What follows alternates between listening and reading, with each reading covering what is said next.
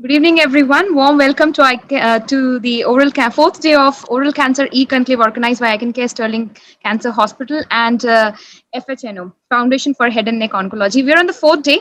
In the last three sessions, we have had prolific discussions about challenges of diagnosing an oral lesion, about the early oral cancers, about locally advanced cancers. We saw about the treatment. We saw how beautifully the panel discussion gave solutions to very challenging cases. And here we are today on the fourth session where we're going to discuss and talk about the rehabilitation and follow-up of the oral cancer patients and how this is very important in all of them.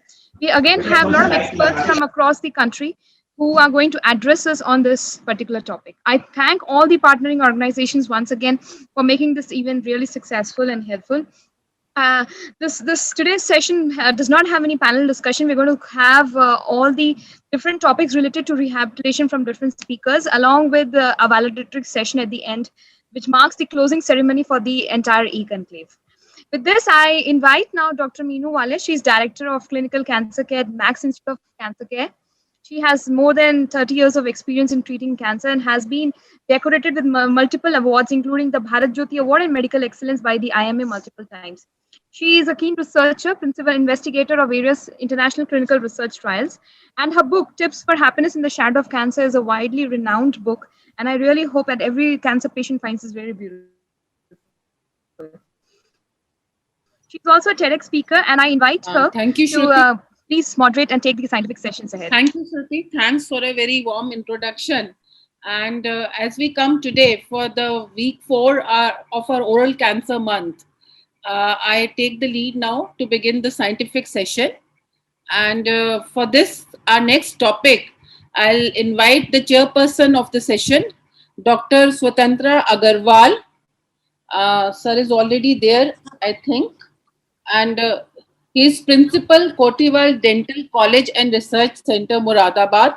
And if I start reading the introduction, it is full of, it will take at least minimum 10-15 minutes. He is a very renowned personality all over our country and internationally also.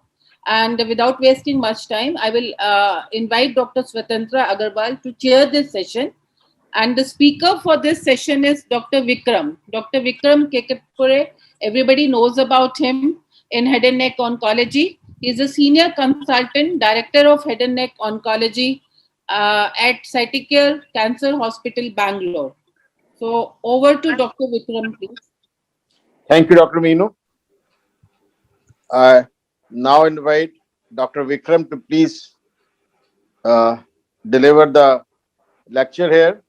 He is a very renowned, as Madam has said, he is a very renowned oncologist at Bangalore, and it is really a matter of pride to chair the session which Dr. Vikram is about to deliver here. Thank you. Thank you, Dr. Walia and thank you, Chairperson. Thank you so much for your kind words. I'm given a task of speaking on nutrition in oral cancer.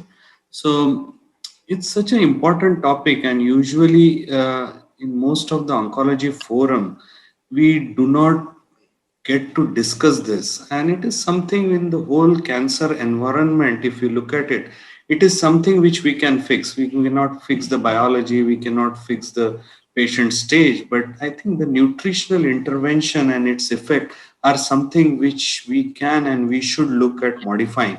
So over next 10 minutes, my job is to talk about the challenges we face in a particular oral cancer patient with regard to nutrition.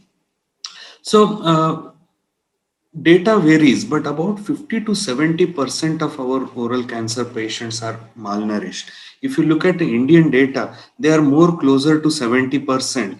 Western data is about 30 to 40%, but most of our patients are malnourished. Nutritional assessment and interventions are often ignored, and they are not really part of our regular evaluation process. And there is significant morbidity as well as poorer oncological outcome associated with malnutrition. And what is under represented is the effect of malnutrition on depression and the reduced quality of life. So how do we define this malnutrition? So any weight loss of 10% or more in preceding 6 months since the diagnosis or any time, or 5% or more of established previous weight loss in 1 month is considered as malnutrition. Now here lies the challenge. We know many of our patients do not have a recorded weight prior to the diagnosis. So most of this is based on the clinical assessment and judgment. And if there has been a more than 20% loss, it is considered critical, warranting a immediate intervention, probably in an inpatient setting. Now, what are the causes of malnutrition if you look at it? So pre-treatment, before at the time of diagnosis, most importantly the tobacco abuse, which itself is a cause of malnutrition. Alcohol abuse, poor oral hygiene is a big problem in our country. Trismus, oral submucosal fibrosis, these are long-term causes of malnutrition. The tumor-related dysphagia, odynophagia, cancer cachexia, loss of appetite, all these contributes to the pre-treatment malnutrition. Following surgery, inadequate intake, inability to chew, swallow, aspiration-related issues, they cause malnutrition. While in chemoradiation setting, mucositis, loss of taste, nausea, vomiting, thick saliva is one of the major cause of malnutrition in the post-treatment setup. Now, what is the pathogenesis involved in that?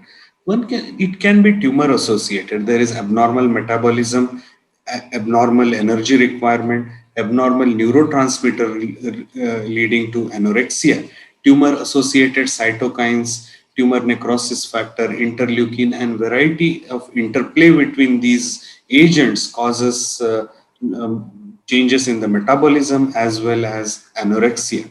Now, there is an increased demand as well as loss. Increased demand may be because of metabolic stress of the surgery or the chemoradiation, anorexia, decreased intake because of variety of reasons.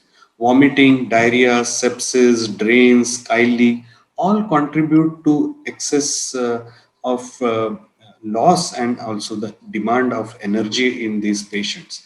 So what are the impact of malnutrition? The primarily what we are looking at from a oral cancer patient or one single patient, why he should be worried about malnutrition? There is delayed wound healing, enough evidence for that. There is increased risk of infection. There are treatment delays. If the surgical infection and wound healing does not happen, there is delay in starting the adjuvant chemoradiation, and that itself is a poor oncological factor. There is less tolerance to chemoradiation treatment, giving to treatment breaks, which leads to poorer oncological outcome. And these are associated with, as we discussed, quality of life and depression. Now, if we look at the published literature, there is definite impact on the survival. So people who have lost more than 5 to 10% or more than 10%, as this is seen in the Kaplan-Meier, there is a substantial difference in the survival curves associated with malnutrition. So this is with 5 to 10% and more than 10%, you can see there is a substantial difference in the outcome. Immune response, another important thing with the immunotherapy and checkpoint inhibitors coming in play. Malnutrition causes altered immune response. There is decreased T cell immunity, reduced T cell proliferation, and reduced activity of NK cells and macrophages cytotoxicity. So a variety of interplay leads to poor immunological response to the tumor as well as poor response to immunotherapy. Now, there enough evidence even to show that it affects the quality of life and depression. If you look at, as the eating and swallowing gets worse, there is a definite decrease in the quality of life outcomes. While as there is a decrease in the eating and swallowing, the levels of depression among the oral cancer patient continues to increase. So there is definitely a problem if we cannot take the problem of malnutrition lightly. So how do we assess this? Take a good history about the symptoms, whether patient has odynophagia, dysphagia, what are the exact difficulties in feeding. note the comorbidities, diabetes, where you may have to alter the diet, renal dysfunction, you may have to alter the habits. Has there been alcohol abuse, tobacco abuse, socioeconomic status? When we want to plan a diet, whether our patients are going to afford a particular kind of diet is of primary importance. Get examination done in terms of height, weight, BMI, assess muscle wasting, glossitis, stomatis, ascites, which are very common indicators of malnutrition, but often not looked into carefully. Look at the lab tests, complete blood count, electrolytes, albumin, not a very good indicator because of a longer half-life, but the pre-albumin, KFT, LFT, lipid panel, because they all may be deranged because of altered lipid and glucose pathways. Now, the dietitian should take a good history about swallowing, mastication, taste. What are the usual dietary habits? What are any food intolerance, bowel habit? And that will help the dietitian and the entire team to advise a correct diet for these individuals. Now, what are the indication for nutritional intervention? So, patients with generally a body mass index of 18.5 or less are potential candidates for nutritional intervention. As discussed, more than 10% of weight loss in last few months, and also if there has been minimal or no intake in last preceding 5 days, these are all candidates for nutritional intervention. Now, how is a basic calculation done?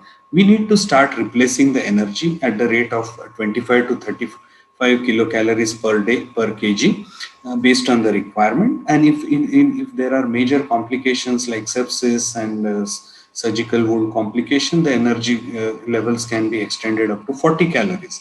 Proteins, zero point 0.8 to 2 gram per kg per day, depending on the levels of depletion. And of course, not to mention fluid, about 30 to 35 ml per kg per day.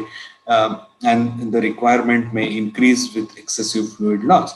Now, the main source of the calories should come from glucose and lipids.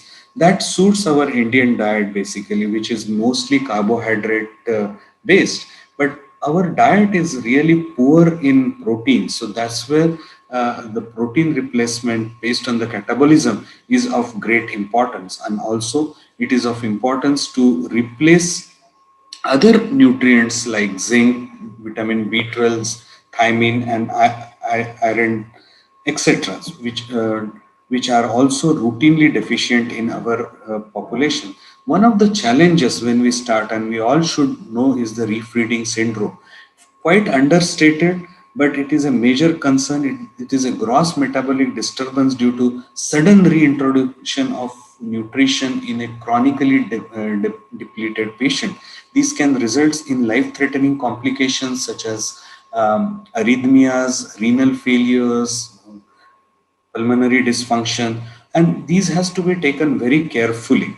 And one of the main feature of this is hypophosphatemia, and these patients need to be under a care of a good intensivist if any of these abnormalities, including hyponatremia, hypokalemia, hypomagnesemia, or thiamine deficiency, develop. These have a higher risk in chronically malnourished, that is BMI of less than 16, unintentional weight loss of 15% or more, and there has been a very little intake for last 10 days or more. So here it important is to start a lower calorie intake, correct potassium, magnesium, all the electrolytes. Thiamine replacement is of great importance, and a close monitoring till all these parameters settles down is very important to avoid any complication. Now, if we look at the principles which guides are based on the nutritional assessment. What is the calorie requirement? How much is our patient depleted? What are the diet to be altered based on symptoms? Somebody has a problem of swallowing versus somebody has a odynophagia, pain during swallowing. His diet needs to be altered. One solution cannot fit every patient.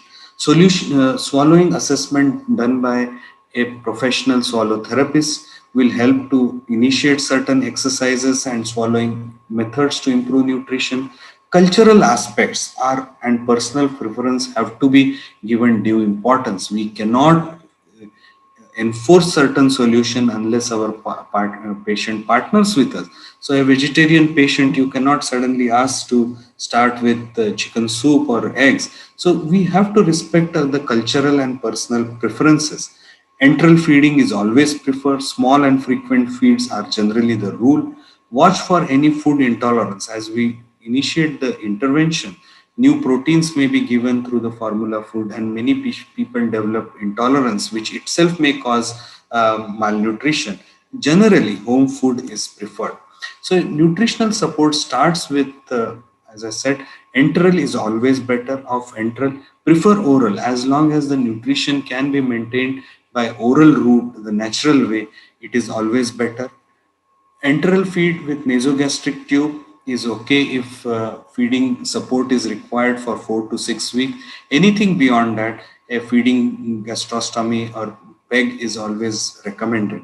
Parental nutrition is generally not required in head and neck cancer patient because we have the GI tract available, um, except in certain cases of severe sepsis or chyle leak.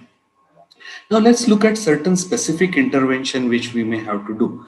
Patient requiring dietary intervention for dysphagia or odynophagia. These two are the most common symptoms we see because of the oral region, chronic poor oral hygiene, and treatment related to radiation, chemotherapy, as well as surgery. So assessment regarding inability to masticate, food lodgement in the buccal sulcus or along the flap, drooling, stickiness, aspiration, needs to be individually assessed, and based on that we need to alter the consistency of the food.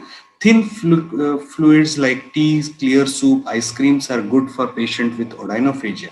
Thick soup like uh, pureed tomatoes and all are good for people who cannot coordinate well and drooling is a problem.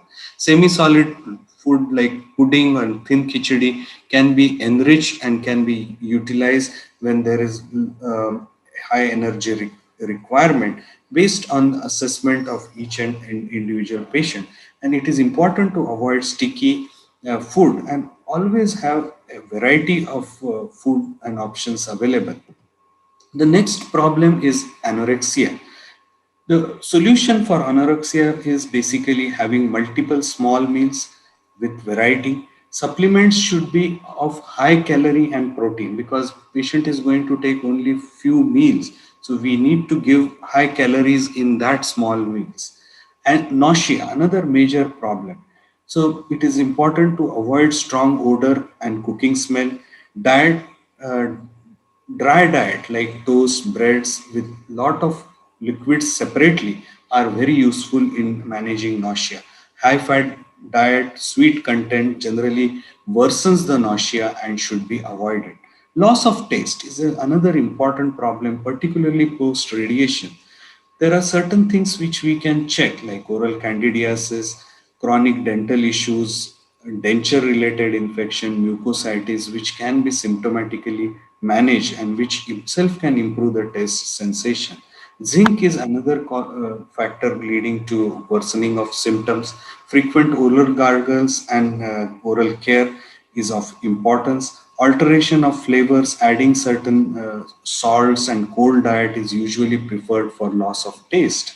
Hyponatremia is a major complication when people are on long-term tube feeding because they cannot taste the food and leading to generalized fatigue. Risk of fall is very important.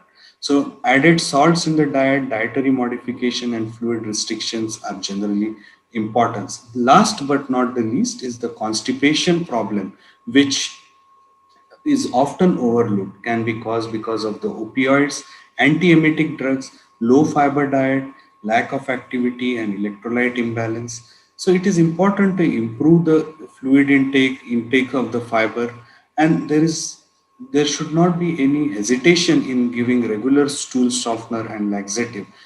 Improvement in constipation itself helps in improving the symptoms of anorexia and loss of appetite. Um, in future direction, basically, lot of interest in immunotherapy, particularly with modulating agents which are being now tried in treatment. Amino acid based therapy has shown quite a promise in improving the malnutrition. Enhanced recovery program, ERAS programs, basically, which and dietitian and the dietary requirement and intervention forms a major component of ERAS, have been implemented in multiple hospitals in abroad as well as in India, and have shown very promising results. So I think we need to start moving in terms of incorporating the dietary intervention as a part of standard treatment, and it is a teamwork between the oncologist, speech and swallow therapist, dietitian, psycho-oncologist, and pain physician. All should be involved in the treatment right from the day one, not when the problem starts. So, to summarize my talk, malnutrition is a very important factor as far as the outcome is concerned in patients with oral squamous cell carcinoma patients, often overlooked. So, there is always a need for proper assessment and intervention. A good nutritional intervention not only improves the treatment outcome, but it has a dramatic influence on quality of life. As they say, we all live for taste. So I think it is important that we take care of the nutritional and the quality of life requirement of our oral cancer patients also. Thank you so much. Thank you, Dr. Vikram. Very beautifully, you captured all the important points. And now I will ask our chairperson, Dr. Swatantra, to kindly give his expert concluding comments. It was really a wonderful presentation by Dr. Vikram. He has dealt with the nutrition in onco patients in such a simple language, but even for a common man, it is really very simple to understand. I am very thankful to Dr. Vikram that he has made us aware about the nutritional importance and the procedures, like what can we do in different type of situations. Thank you, Dr. Vikram. And if there is any question, I think that may be in the chat box. Moderator maybe I can be there to ask for it. Thank you so much, sir.